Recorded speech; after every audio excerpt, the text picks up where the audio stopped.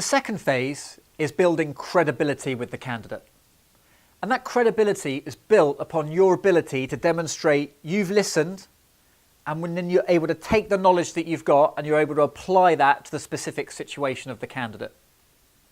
So given from the first phase, you've got everything they want, everything that they've done in the past and their compensation.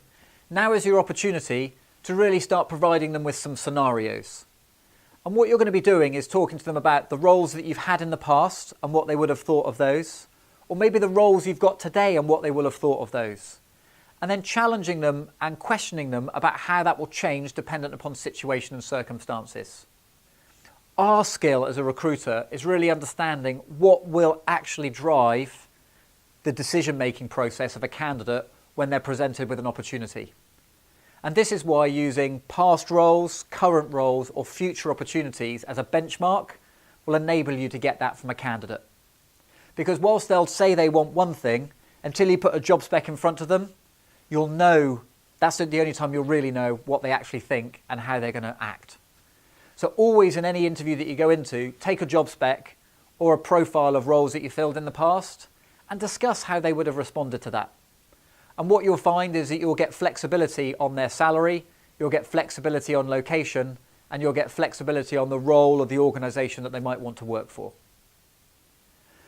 So now, having finished the second phase and the first phase, you're in a situation where you've got what they can do, you've got what they want, and what they want to be paid to do it. But most importantly, you've now stress tested that with specific roles and opportunities that you've had in the past.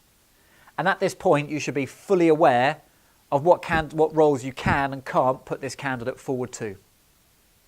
The third phase is about building trust. And this is where you need to start giving something back to the candidate.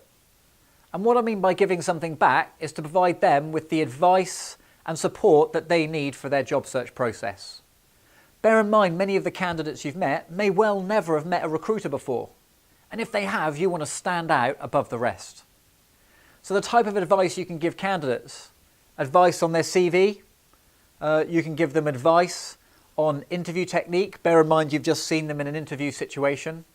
You may also be able to give them market advice, or maybe set them expectations about how the market is performing at the moment. Remember, you're the subject matter expert in your discipline, and as the subject matter expert, what you're able to do is give them insight into how that will impact their job search. Just like they're the expert in their technical discipline, you need to treat yourself and demonstrate to them that you're more knowledgeable than any other recruiter that they will actually meet.